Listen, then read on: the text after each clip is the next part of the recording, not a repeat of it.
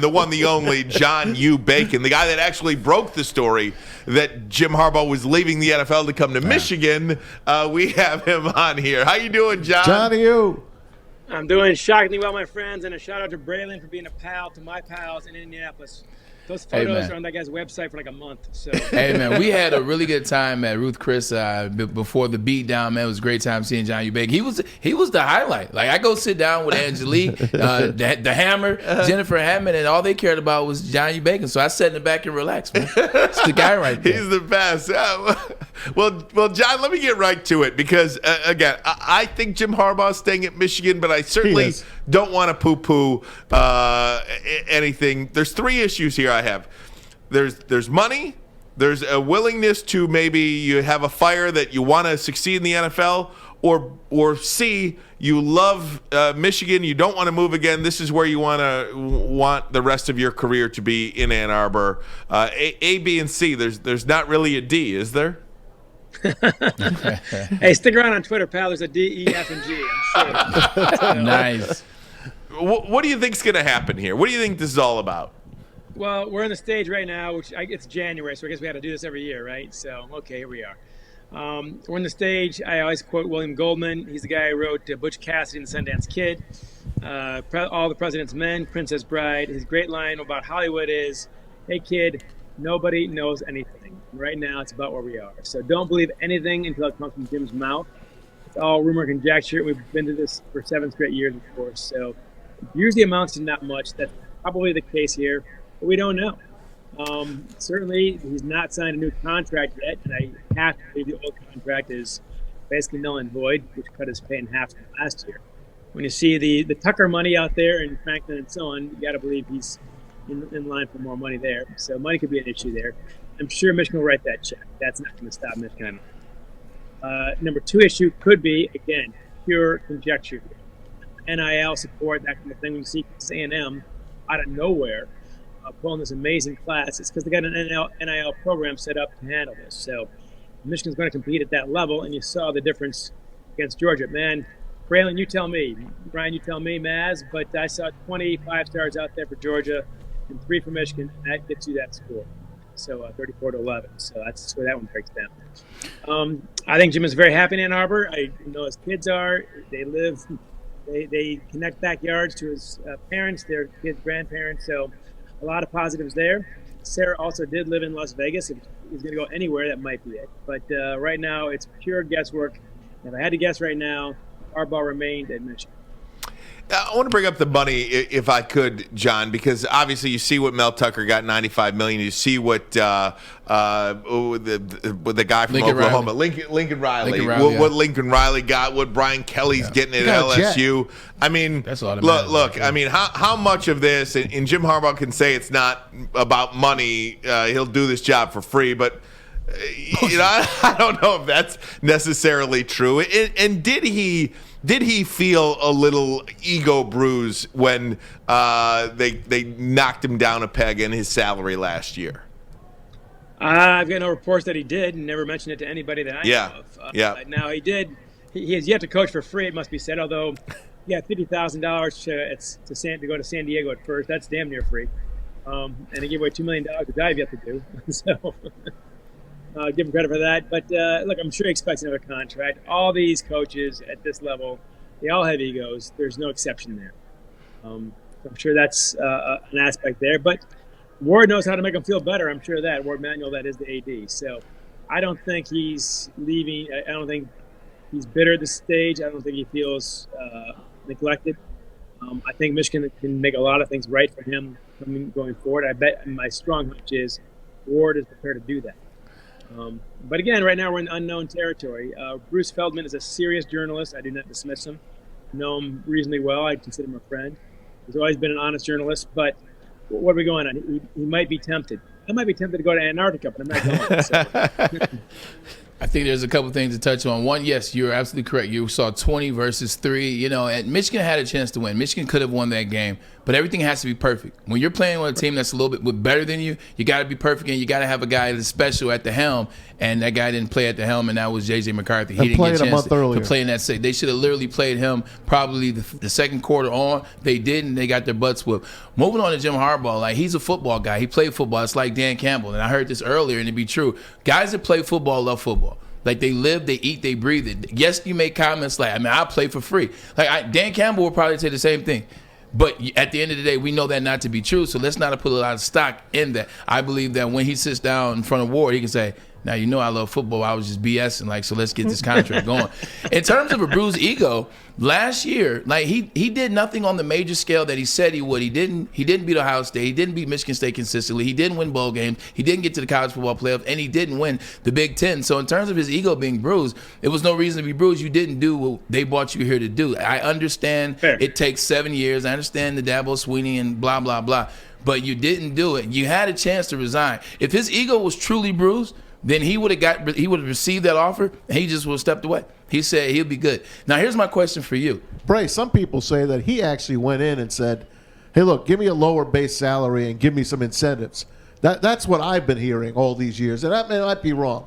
But that's just a sidebar to what you're saying. Yeah, no, you're right. There are conflicting reports. I'm going to stick with the report that they came to him and said, hey, look, we're not going to fire you, but we are going to take you down to 4.3. Is that acceptable? Because we know Ward couldn't fire him. War Manual couldn't fire Jim Harbaugh, so what he did was he presented him an ultimatum, a lower fee. He took it, and he outplayed his contract, which is why he'll be getting more than 4.3 this year. He'll be getting some of the incentive base for beating Ohio State as well as winning the Big Ten. Why would Jim Harbaugh leave? John U. Bacon. What would take him away from Ann Arbor when he's built it? He's finally got it like he wants it. He's finally got it like he wants it. What would take him out of Ann Arbor? The big caveat here, Braylon, and by the way, I agree with all your points earlier. It all makes sense to me. Big caveat for me is that this is pure guesswork. When I've got sources, we say it. It's a big difference between making a prediction and reporting something. I'm just guessing here. So if he were to leave, it'd be a few things. One, you did check off some boxes, some crucial ones. Ohio State, Big Ten title, etc. I just can never see Jim leaving without those things. That's one thing. Yeah. Second of all, I mean, NFL's the NFL. It's an itch, and those guys will plunk down $12 million tomorrow per year. So that's a different category of money, of course. Las Vegas is a nice place. We're looking at that. It's a possibility. Ann Arbor, by the way, I love it. I was born and raised there, so Jim was raised there as well. Yeah. But it's a bubble. And, it's the only game in town, really. If you're in Las Vegas, man, hey, that's great about the Raiders. It's like number 8 on their list of things to do. Maybe 18. Exactly. So the pressure gets off a little bit there, I think. So if you're playing devil's advocate, why he might go, those are the reasons. And those are reasonable reasons. I think if he did go, I don't think Michigan fans could complain about it. He basically resurrected the program to where it used to be and did so really pretty quickly for the most part, last year being an aberration. So I still don't think he's going. I've not heard one thing either way. That's the crucial bit of information here. But yeah, there are plausible reasons why you could say he might be interested. Yeah, no, I agree. I appreciate that because, like you said, it is January. We're guessing. Even when he has bad seasons, here we are, January. We're saying he's going to be leaving. The only thing I can see taking him out of it, and this isn't even a question because we got to get to break. The only thing I see is the sting in his mouth because he is such a competitor. The sting from the 2013 Super Bowl against his brother, as well as the way in which he was ushered out the door in San Fran, because let's call it a spade, between Trent Baalke and Jed York. It wasn't pretty. That's the only thing I can see him wanting to get back and rectifying, being such a competitor. Everything this guy writes is fantastic, and we certainly appreciate a couple of minutes with him. Fantastic kids, too, by the way. Absolutely. I had a chance to meet those guys. No doubt. John U. Bacon with us. Tom? Hey, John U., I got something for you on – let's just say today I watched Colin Cowherd. He's one of my guys. I like watching him. He came out, 5-minute spiel. He said, I'd hire Jim Harbaugh in a second if I was Shad Khan of the Jacksonville Jaguars. I know he just had Urban Meyer there, but that's another job. That wasn't a $12 million job that Urban Meyer peed away, basically. Put that on the side. I mean, there's going to be at least five new jobs in the NFL opening up here in the next week. So he's going to basically have his choice if he wanted to go and do something. He stayed close. John Harbaugh is still one of the best coaches in the NFL with the Baltimore Ravens. And there's got to be a part of Jim that says, I kind of miss that. Maybe I don't want to go out and talk to these kids' families every single day of my life. Maybe I'm tired of that. So there's going to be jobs for him. But let's say he does leave. Who comes here then?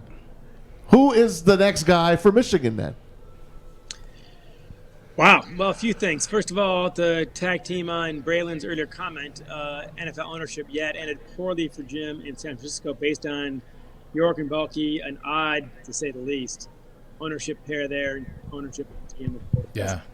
Look, I mean, how many NFL jobs are really that appealing in terms of the families you're going to be dealing with? I would say the Packers, Ravens, what do you got? Pittsburgh, the Rooney family, of course. New England. Maybe the Kraft family in New England. Man, there aren't that. I mean, you know Braylon better than anybody. There are a lot of crazy owners out there. The Fords will keep you around. The Fords will keep you around forever. But joke all you will, but they are a sane family. That's the beauty part there, and that's unusual in this business. So you got to find somebody who's sane there, obviously. So that's another question why Jim may not go to the NFL is because, hey, look, it's crazy out there. So he and Ward get along quite well. But anyway, back to the who. Look, it's Michigan. I think Penn State, for example, with Frank, played scared. The guy's been 4-5 the last 2 years at State College. It's not that popular with the players or the fans right now. And I think they're afraid of not getting somebody better, which is ridiculous. Penn State, I think, undersold itself. I think Michigan State did the right thing in terms of keeping Tucker. That we're good enough to keep him, and I think they are. So there you go. Michigan, Harbaugh has done, I think, an underrated job for the most part. But look, I mean, already on the staff, you have Josh Gaddis, you have Michael Hart.